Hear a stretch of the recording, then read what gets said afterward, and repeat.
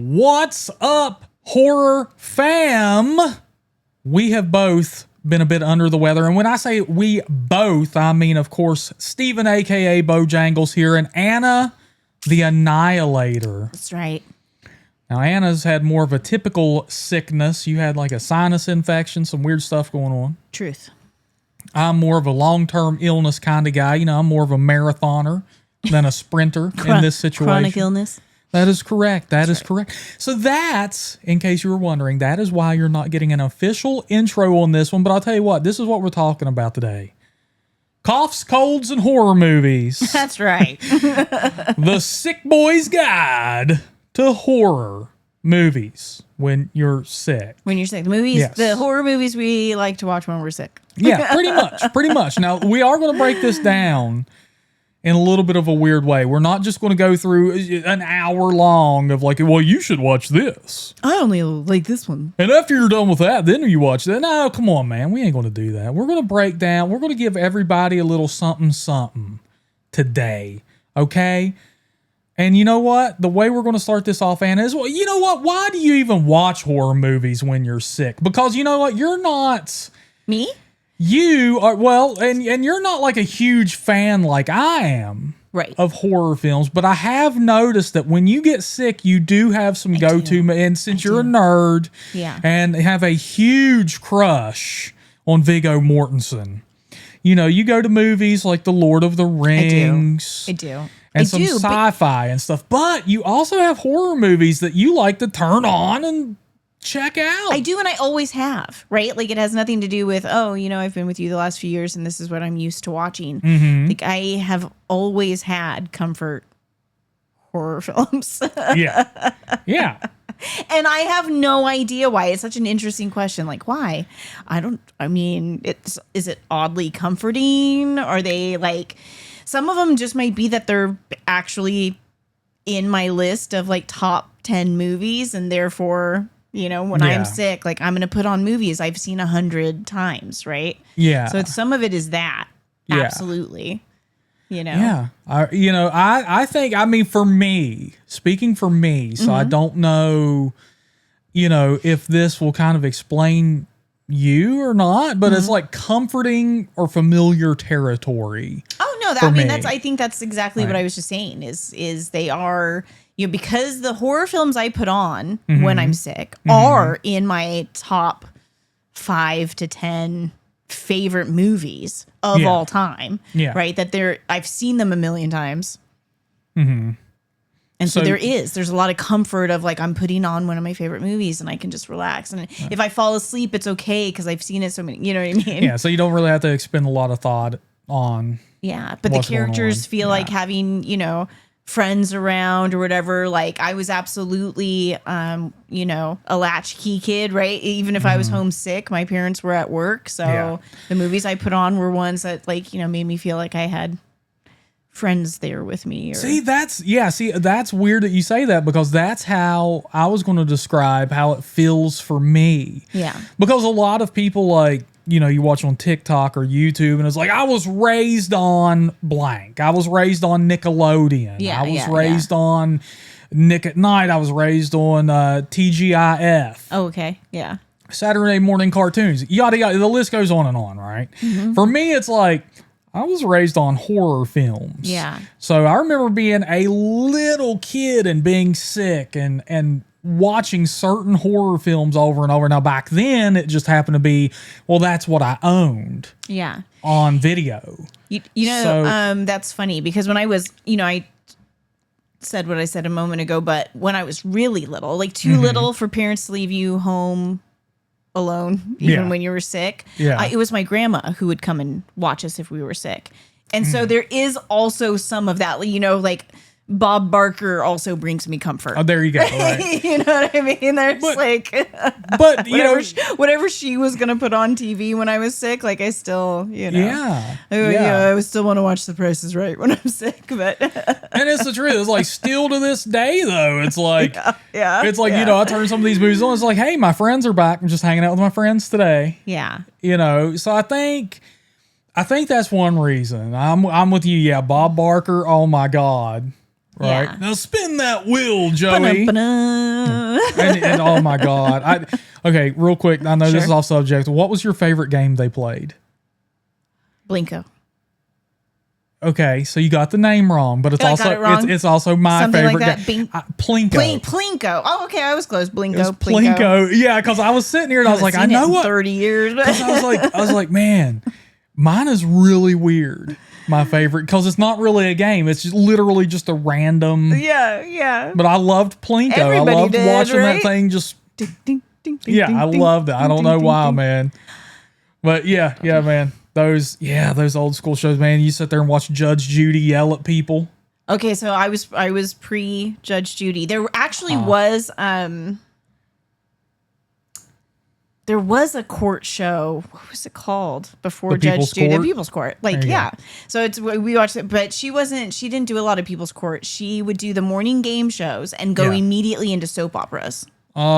Oh man. You know, so if I had like a prolonged sick, like I remember Mm-hmm. when I had chicken pox, getting like into the storylines, and I'm like 3rd grade, Yeah. 2nd grade, something like Fun. that. And I'm just like hooked in. Yeah. Yeah. Like, oh, that trifling bitch. I needed to know. Look at that.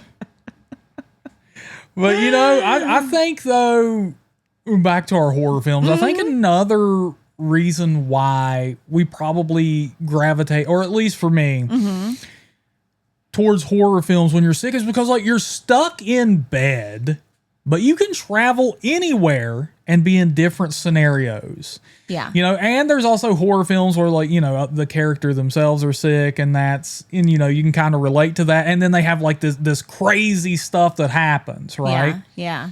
It's sort of like watching The Princess Bride. It's like, that's a good example. I mean, that's one of my comfort movies, by the way. You Not know, a horror film, but but also, and I think this is another one that probably comforts you a lot because we're both writers, and I know sometimes we pick on these films, and I feel like I'm starting to get more and more nitpicky with newer horror films too. yeah. I think us combined has created a monster to a degree. Probably. But when you watch horror films when you're sick, it's almost like this low stakes thing because you're not even really worried about the story. Right. Not as much as you would be. Yeah. You're not as keyed in, hooked in, right? You're dozing in and out, faded. Maybe you're a little just depending on the cold medicine you're on or how sick you are, right? If you've got a fever,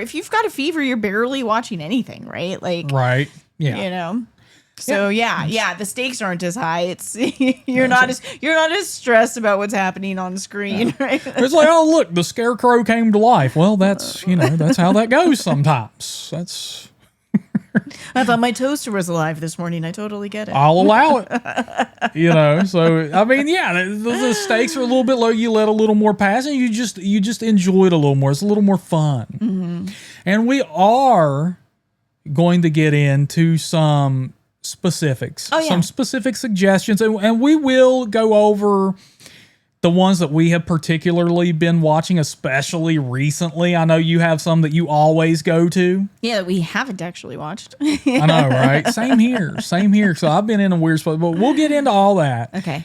But I think we should go over like the types of horror that movies are good for when you're sick. Yes, that we suggest on sick days. You know what I'm saying? Like, because that is important.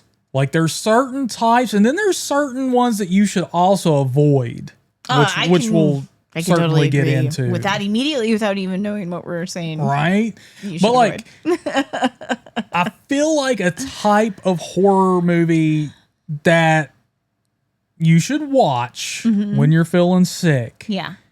Dig into the classics. And by classics, I'm not even talking about, the classics. That's relative to whoever you're talking to, right? Right. How old you are, it changes what's a classic. Yeah. But for absolutely. me, something like, I would watch Halloween. I think that's a good, easy one to watch on a sick day. Nightmare on Elm Street, Friday 13th, of course. Of course. The Lost Boys. Okay. It doesn't have to be a franchise. Right. Well, like the Lost Boys. So for you, like late 70s, into 80s horror, that's your wheelhouse for For classics, well, I mean. You know, and and there are some other ones, I think that's true. That would be true for me, right? Like my classics are also 70s, 80s. 70s, 80s. Stuff like that. And, you know, I can agree that, you know, there's some modern classics too. So I'm not, but I'm saying like these are the ones that you probably grew up on. Mm-hmm. You probably watched a million times. Yeah. You don't have to sit there and expend any thought on it. You can just, I mean, it's just hanging out and watching a great horror movie. And the interesting thing is I think the actual, like the classics fit right into this very easily too. If you want to reach back and do any of the old black and white horror films, Universal Monsters, if you've done Hitchcock before, then the old Hitchcock, obviously you don't want to be a Hitchcock newbie while you're sick. But I'm saying, like, you know, if you've watched Psycho a million times, you could pop that on, say, you know what I mean? That kind of thing. Like, that's easy. Or I would say, you know, hey, if you are younger, you know, your classics, and these are totally fine. Go with Scream. You know, your classic could be Scream. It could be I Know What You Did Last Summer. Right. It could be it could be It Follows. They're like totally easy rewatches, right? Yeah. Tons of different stuff. So, you know, Jeepers Creepers, Joyride, whatever. Just sit down and enjoy what you consider to be classics. Those are easy to revisit. You throw them on, you enjoy them, and they'll get you through the sickies. Yeah. What about you? What would you say is next on the list of types of horror movies you should watch whilst sick? Anything that feels cozy. Oh. Like a cozy, as weird as that sounds. Oh. You know, and for me, that would be like anything that's maybe a little slower, maybe a little atmospheric. Oh, I like that. So maybe some of the period pieces, right? Like a Bram Stoker's Dracula or Crimson Peak. Oh, hey. Or The Witch. Oh. Stuff like that. Yeah, those are easy to turn on.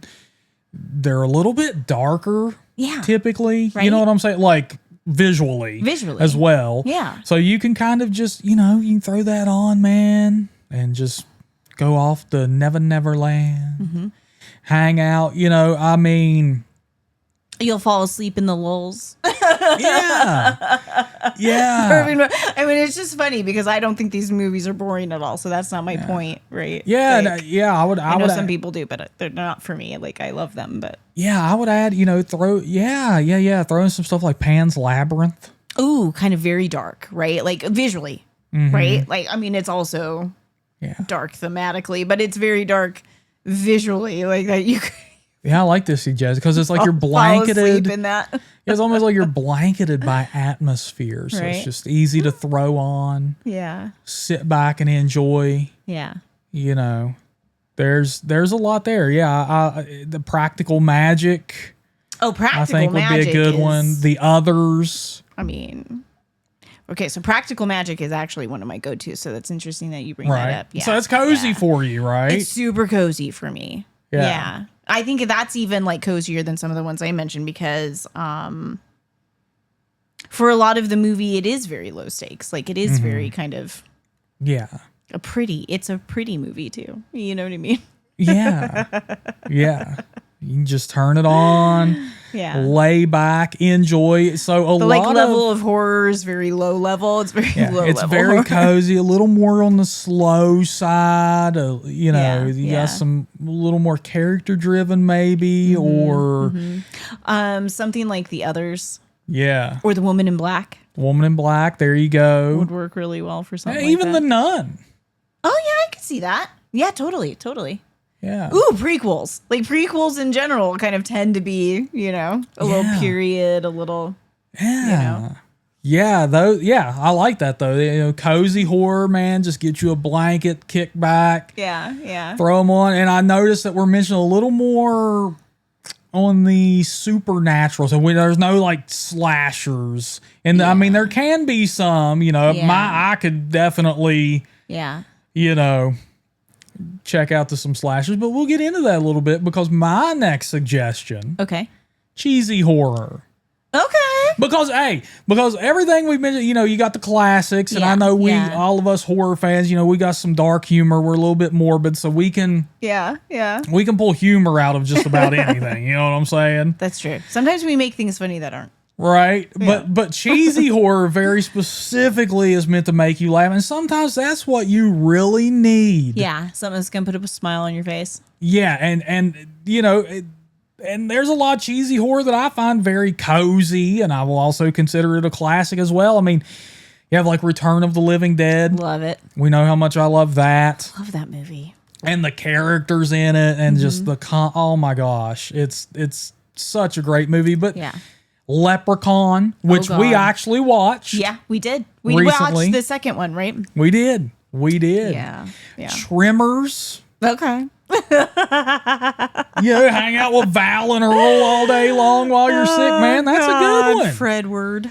Yeah, and oh, that's behind the curtain. We call Fred Ward Fredward. It's one. Yeah, because hey, it works, and we like it, and we love Fredward. We were very heartbroken when we found out he had passed away, but yeah, we were. But yeah, you hang out with Val and Earl. You got two buddies going around just trying to make it. Yeah, it's such a buddy film. Yeah, and big monsters, and then you get the love interest. Fun. It's nice and it's cheesy too. Yeah. Killer clowns from outer space. Wow. So would horror comedies in general fit into the cheesy horror? Like, could you do some like Tucker and Dale or some Shaun of the Dead? You stuff could like throw that? those in there, and you could throw tons of other stuff. I mean, I know some people consider some of the slashers to be cheesy horror. My Bloody Valentine, Friday the 13th, part 6, stuff like that. Throw it in and cheese it up. That's not an insulting term, my friends. No. That is a beloved subgenre. It is of horror. all the movies we just listed, we love. Yeah, right? Absolutely. So yeah. All right, next up, Anna. What is another subgenre of horror? Holiday horror. Ooh. And I thought of that because we just watched Thanksgiving. It was the first time I had ever seen it. This year there will be no leftovers. It's so good. I had to show it to her. Dude, when that turkey's head pops off during the parade. Old Tom the turkey. Yep. Love it. Chef's kiss, right? Gold. Chef's kiss. But yeah, that could work because especially, and this has happened, I guarantee you, to both of us. As a matter of fact, this has happened to me on Thanksgiving. Okay. If you are sick around the holidays. Yeah, such a bummer. If you are sick around the holidays, especially if you have been around those godforsaken, disease-ridden children that your uncle and aunts bring over, or your brothers and sisters, whatever. No, it's like, hi, we're of the edge, which is our brothers and sisters. They bring them over, and they end up getting you sick, and now you miss out on all the holiday festivities, and you're, quarantined to the basement for the next week. I'll have you remember that we went to a family Thanksgiving of mine a few years ago where we were the ones who brought the sick. Because we brought the sick. We flew from here to there and brought the sick. That's true, but I have a feeling there was something. There was a child involved somewhere that got us the icky. No. Yes. But you know what I'm saying? No, I totally get what you're saying. And yeah, this has happened to me. Yeah. On Thanksgiving before, so it's odd that you mentioned, because that's what I was gonna say. You can make your horror film selections holiday based because hey, you're missing out a little bit, but you still need to enjoy those festivities. So if you get sick around Thanksgiving, turn on Thanksgiving or Thanksgiving. Yes, I love Thanksgiving. I made your whole family watch that movie so far. I feel like I can die a happy man after all of that. But hey, if it's the things he does, if it's around Halloween, Hocus Pocus, Trick or Treat, perfect. Yeah. Absolutely. John Carpenter's Halloween. Obviously. Night of the Demons. Ooh, yeah. Just anything, hey, live it up, man. Yeah, absolutely. What would you do for Christmas? Krampus? Krampus. You gotta go Krampus. You gotta go Black Christmas. Silent Night, Deadly Night. Yeah.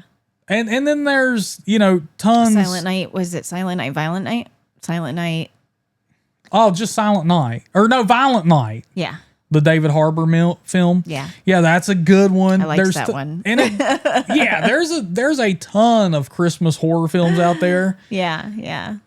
And you can even choose like your subgenre within it. Like, do you want dark and gritty? Well, Silent Night, Deadly Night. Yeah. Do you want scary mixed with a little bit of comedy? Yeah. Well, Krampus. I don't know if I would do the original Black Christmas personally. I'm not warning fans away from that, but it's like really heavy. Right? Oh, it's really heavy. So Yeah. is Silent Night, Deadly Night, really. Yeah, for those me. get a little bit. Yeah, Those those are get a a little bit little, heavy. like, So you heavy may for me. want to keep these on because But that Krampus is. would be great. Yeah, that is something that I feel like we will discuss a little bit in the movies to avoid That's what to while avoid. sick. Yeah. There's some of the heavier stuff, but yeah, if you want to keep that on the lighter side, maybe like a Christmas horror story. Santa's Sleigh with Bill Goldberg is incredible. What's that one that you like? Jack Frost? Jack Frost. It's so bad. It's so good. Oh, he loves it, though. And that fits. I mean, so that's what I'm saying. There's so many different choices. Yeah. Especially with Christmas horror that you can almost, I mean, that's cheesy horror to the max. Right. Right. It's all cheesy horror, but it fits into a specific holiday. So that works too. Yeah. If you're sick over the summer, you could do Uncle Sam. Uncle Sam. Oh, that's a great one. You could do Jaws. Oh yeah, Jaws. Or like us, I've done Jaws when I was sick before for sure. Yeah, that Yeah. totally works. Any of the shark movies, really. Yeah. Yeah. I watch a lot of, I'm one of those weirdos who will totally like curate my horror playlist sometimes based on the time of year. Yeah, like we literally, while he's been sick, we've been doing the Deep Blue Sea movies. Yeah, we've done all three of them now. We have done all three of them. So I think in the future we need to do a podcast dedicated to those films, and maybe we'll break them down.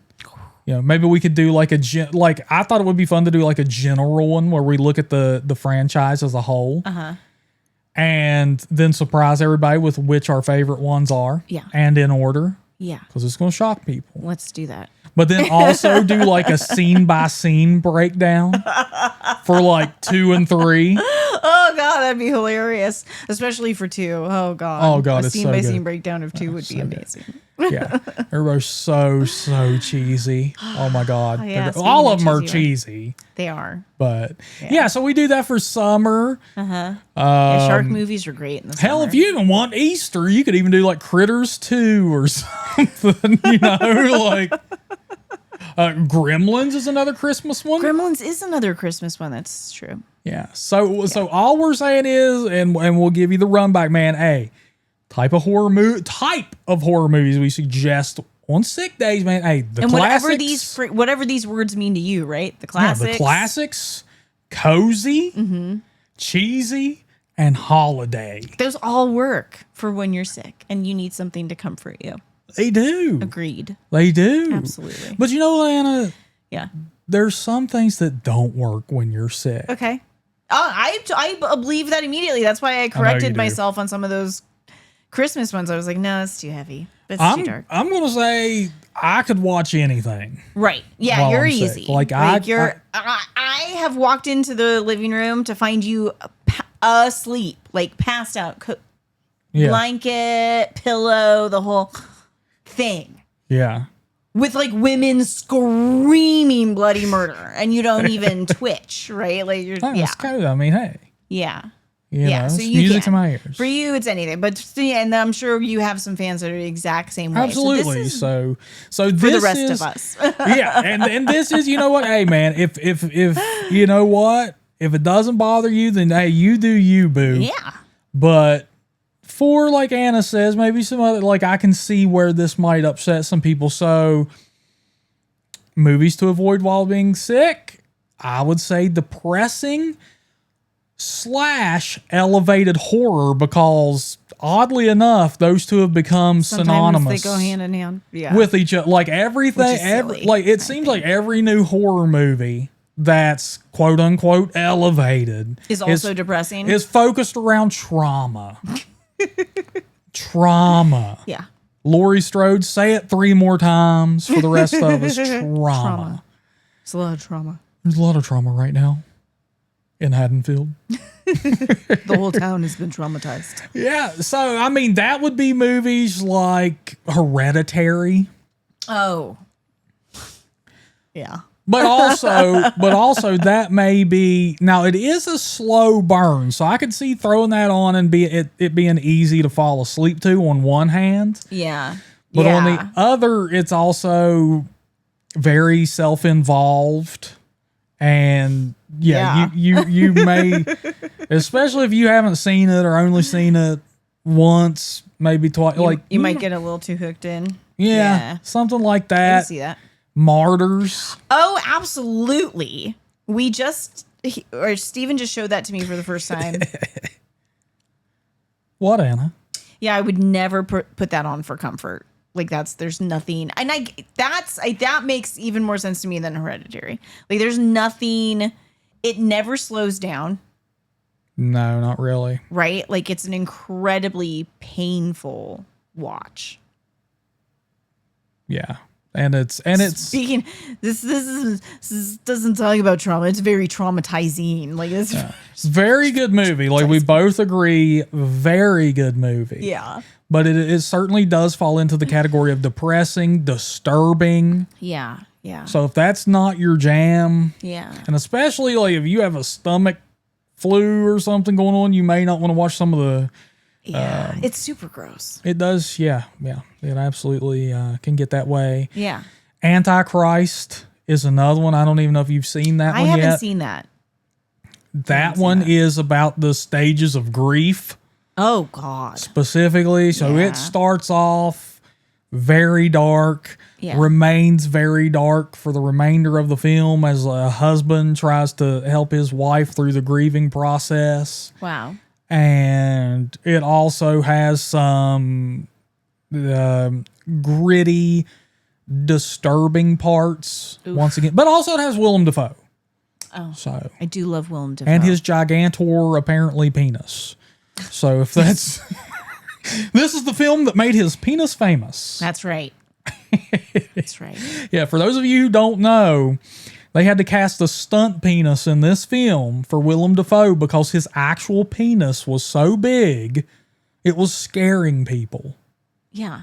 Right? They thought it would be like too distracting, too bizarre, too like, you know what I mean? Like right? Like the assumption would have been that they had used a stunt penis, right? Like that they were like, okay.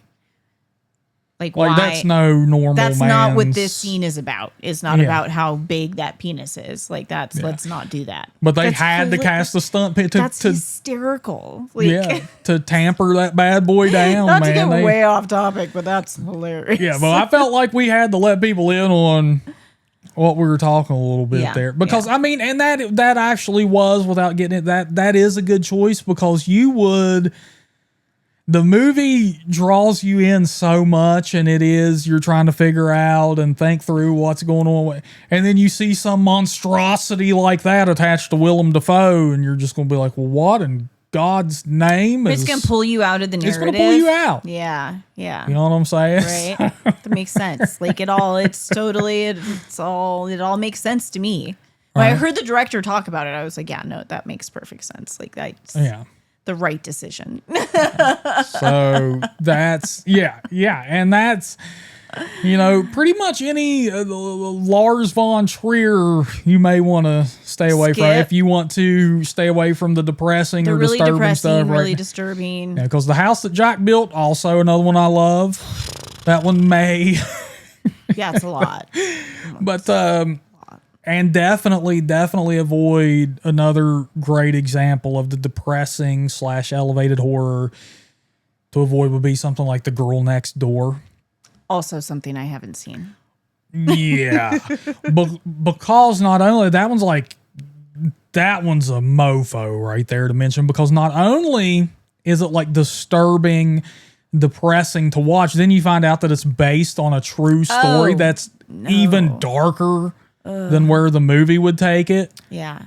Yeah. So all you're going to do if you watch that and then you go and look up the real case, you are going to be sick, possibly in multiple ways now, and you're going to be pissed off. Oof. So no. Yeah. Yeah. You know what that made me think of? That would go on my list of things to avoid is The Entity.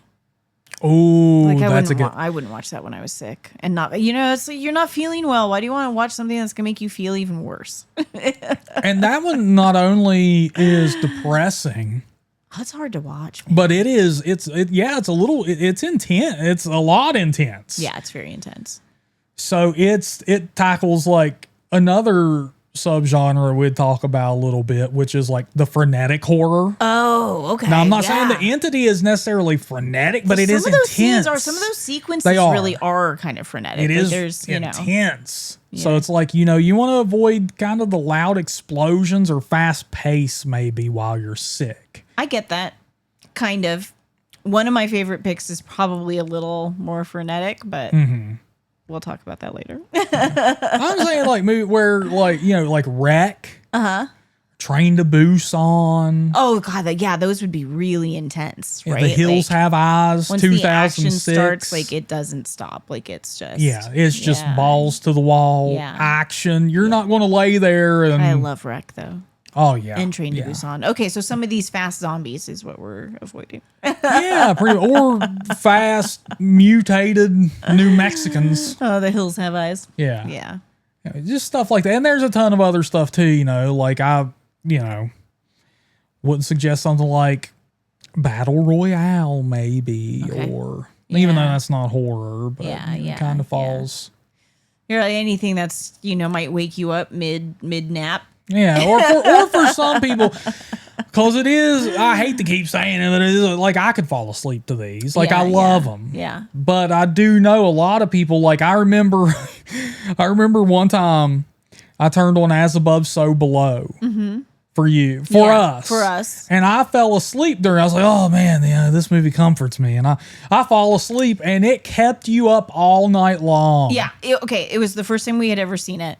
And it did. It scared the shit out of me. Especially, you were asleep. I had just moved here. Yeah. And for those of you who don't know, we live in the middle of nowhere. Yeah. We live in the middle of nowhere. Yeah. And it's pitch black. And he's asleep. And he's showing me something terrifying. Yeah. Yeah. Yeah, I wasn't happy.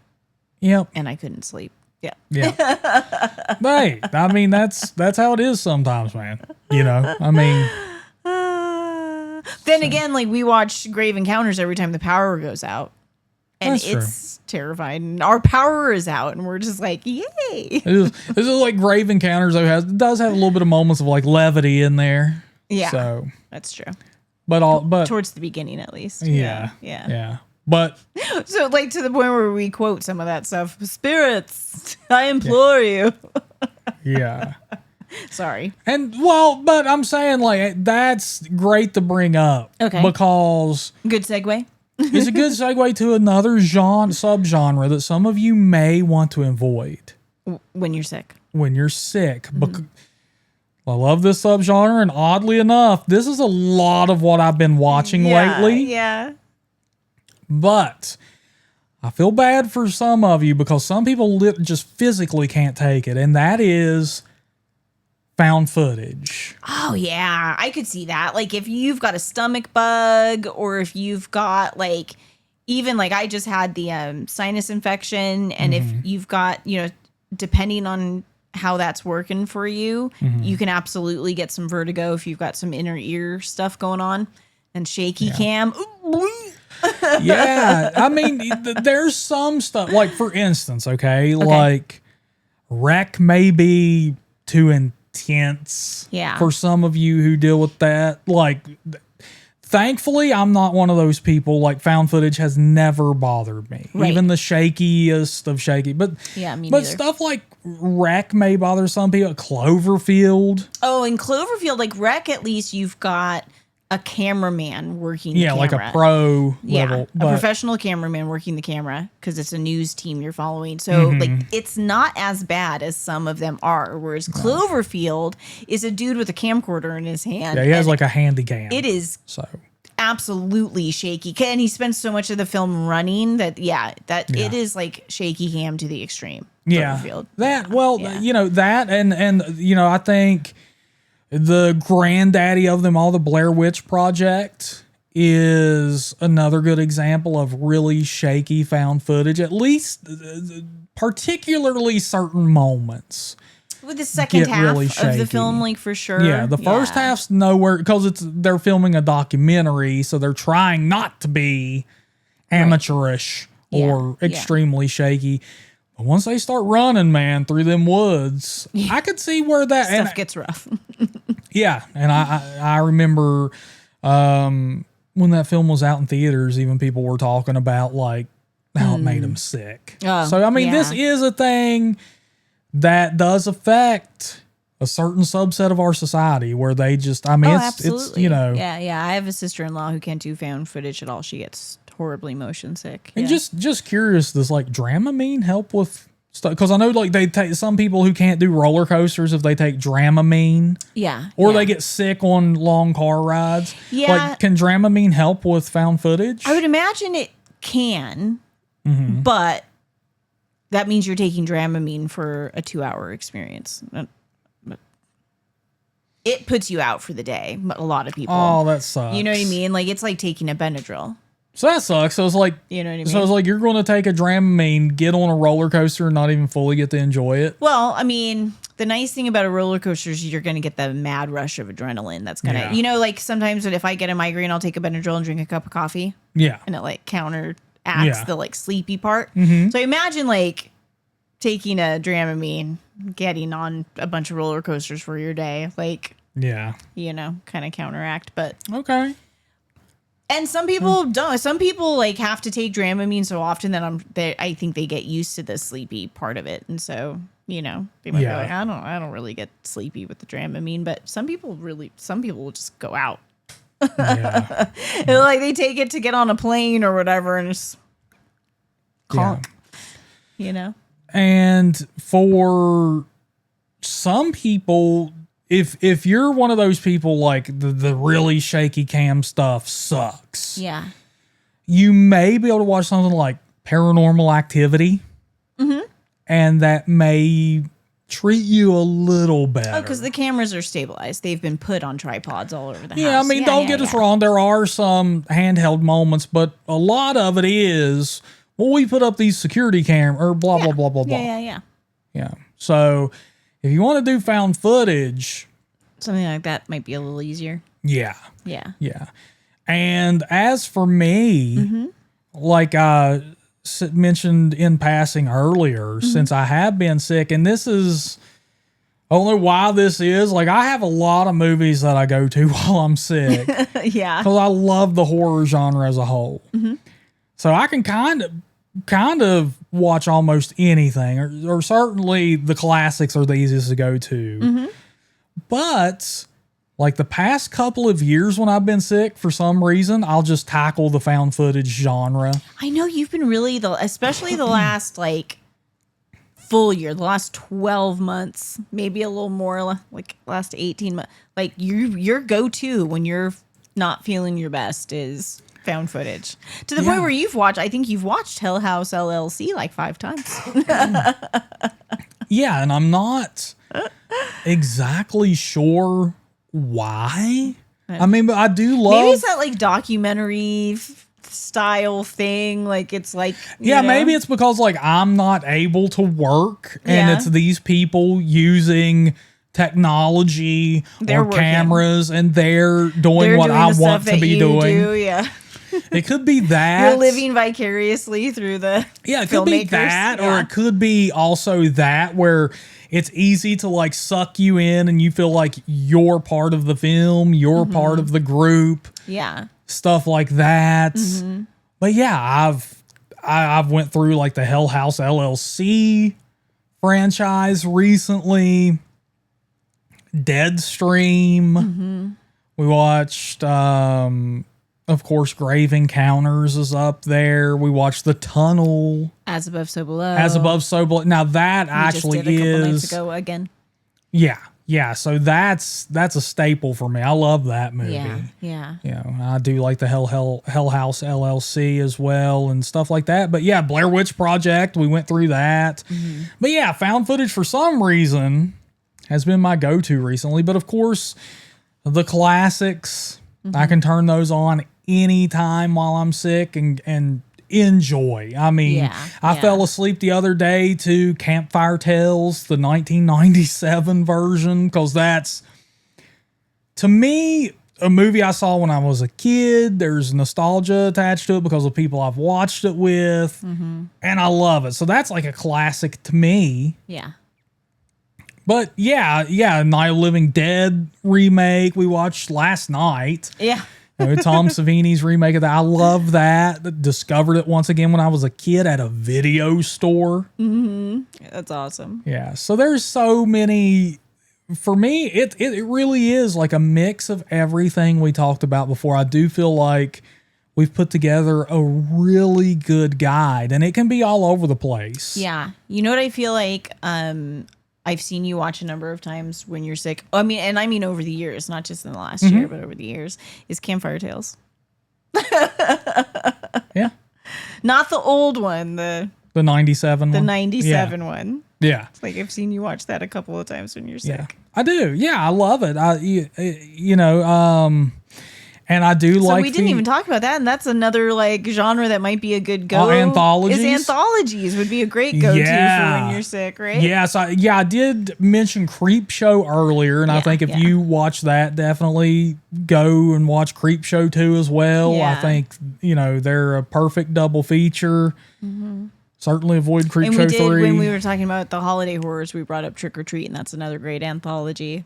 It is. Yeah. Yeah, and anthologies are good if you can watch a whole episode and fall asleep, and the rest of them will just play out. Yeah. So you don't have, especially if you take medicine, right? That's going to put you sleepy baby. Yeah. So you can throw something on, and you only have to have enough attention to last like 20, 30 minutes. Yeah. Sometimes less. It's perfect. Yeah. And then just peace out of this world for a little bit, man. And if you wake up in a little while, don't worry, a new episode will start soon. Yeah. Now I will throw in though, because we do have some that kind of blend genres, VHS, found footage, and anthology. You may want to avoid those for the time being. Yeah. Those may be a little bit too frenetic, too shaky. Yeah. So, but yeah, anthologies are a good one. Yeah.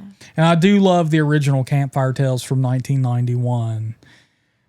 Love it, but yeah, I do find myself typically watching the 97 version more. Yeah. And yeah, they are not related in any way other than they're anthologies that share the same name. They're not. Yeah. One is not a remake of the other or anything like that. But so there's my suggestions. If I had to pick some off the top of my head, watch Night of the Demons. I'm always going to suggest that. I think that's a go-to for me. Watch A Nightmare on Elm Street 3, Dream Warriors, Campfire Tales. Yeah. As Above, So Below, to throw a found footage in there. And what's one more that I've been watching that you think should round that out? Let's see. Oh, Jaws. Jaws. Go ahead. Go watch Jaws. That's an easy one. There you go. All right, for you, what movies do you watch while you're sick? I know some of these. It's funny because I feel like, okay, so my first pick is actually a little frenetic. Here we go. Probably for most people, and it's Aliens. But I don't know. It's so good. It works. It is such a comfort movie for me. It is and it's interesting because what hit me while we were talking through our intro and like why we watch horror when we're sick, and it really hit me. It's like I find Ripley so comforting. She's got like huge mom vibes. energy in that movie. Yeah. And so it's like, she's going to keep me safe. She's going to protect me. And like, I can totally sleep through Aliens. And I could doze on and off, to come in and Yeah. And I would say a couple other things is that it's a dark movie. Everything's blue. Yeah, so I'm not talking dark in the depressing sense. I'm talking it's dark, so there's not a lot of sunlight or something that's going to keep you up if you're trying to fall asleep. Flashing at you or anything like that, which is always disturbing. But also the atmosphere is dark. It has a good atmosphere. Yeah, and you would think like there's at least in chunks of the movies there's a lot of like heavy gunfire. And usually that would bother me and be too loud or whatever. But I will say Aliens was made before they started really pumping up the sound effects to be so much louder than the dialogue. Mm-hmm. So it really doesn't suffer from that problem. Thank God. You know what I mean? Like you can watch that without having your ears like blown off from any of the gunfire or explosions or anything. But yeah, that's a go-to when I'm sick. When I'm sick, I will put that movie on. Bram Stoker's Dracula, which we talked about already, but it's one of the atmospheric horror films that are my go-tos for sure. Yeah, absolutely. Which kind of leads right into like I also Underworld. Underworld is it is. It is. And its prequel, Rise of the Lycans. Another blue movie. Yeah, right? They're blue, right? So it's not everything's at night. So it's kind of easy, you know? Yeah. It's easy for me. Another one we already talked about was Practical Magic, which is more like horror adjacent. And I have another horror adjacent movie that I've heard horror fans talk about. So I'm like, maybe it's not as adjacent as I thought it was, which is 13th Warrior. Oh, okay. I can see that. Yeah. I can see that. Yeah, it definitely has some horror. I mean, if it was, you could maybe even call it ravenous. Yeah, they're hunting they think they're hunting a monster until they find out they're not. They're not. Right? So it's kind of a monster movie.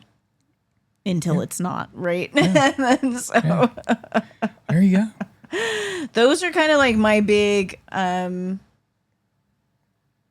horror go-tos, but I'm sure there's more. Jaws, obviously, is one for me, which is why I suggested it for you. Yeah, and another one I'll go ahead and just throw out there. This just hit me is House on Haunted Hill. The original, or even the remake. For me, the original. Yeah, you could do either. I think we need to I think we need to compare the two on a future podcast. Yeah, that'd be fun. If anybody wants to even hear that, we'll compare the two and kind of, because the remake is a dark movie. It's a supernatural movie. It's not too for none of that. Yeah, but it does have some cheesy moments that I think we could dive into. But I would love to do a whole podcast on Vincent Price.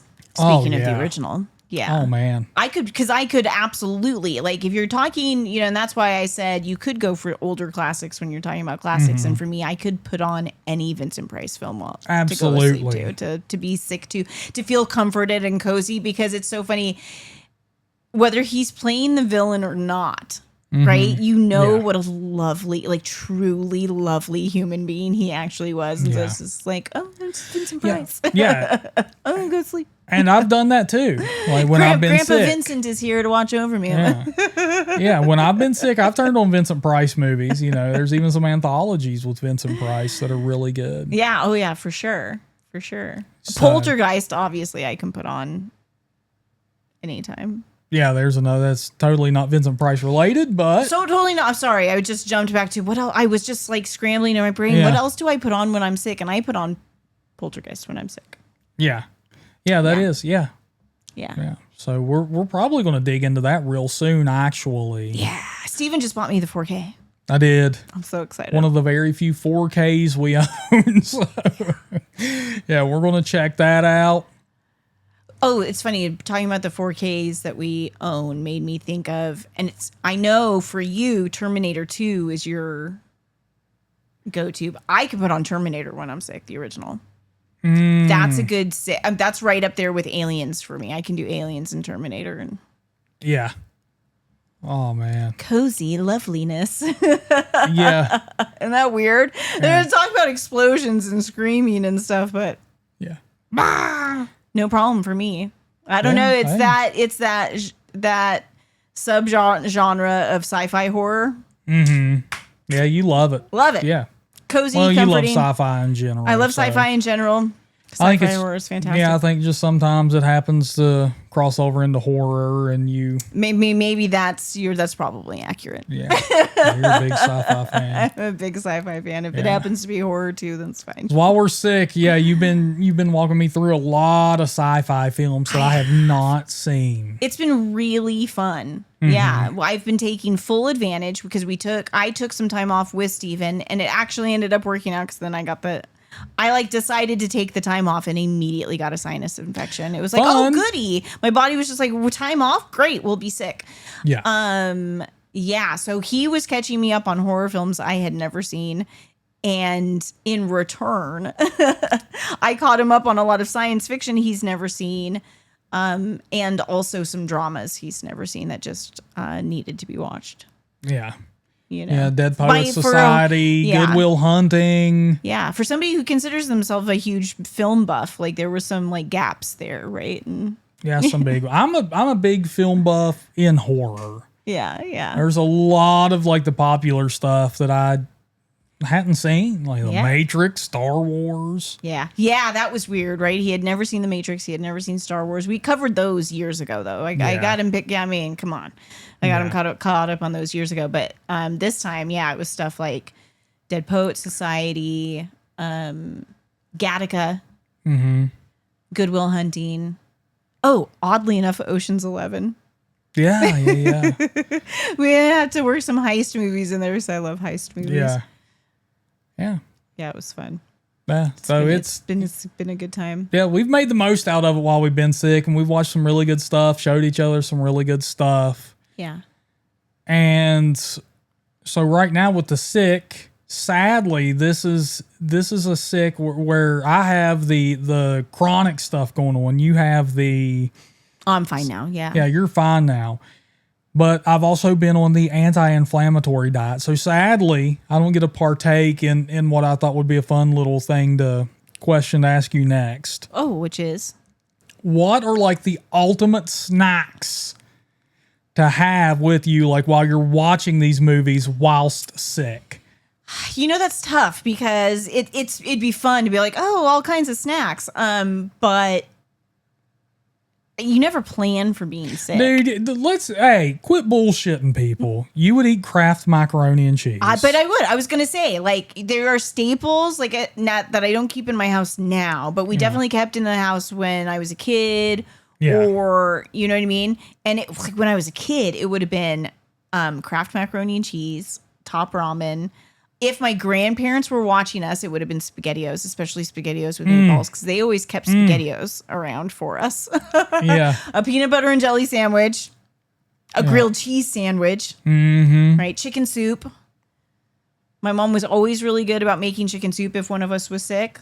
Yeah. And we would get a pot of chicken soup that would last the week or whatever. And it's like chicken soup.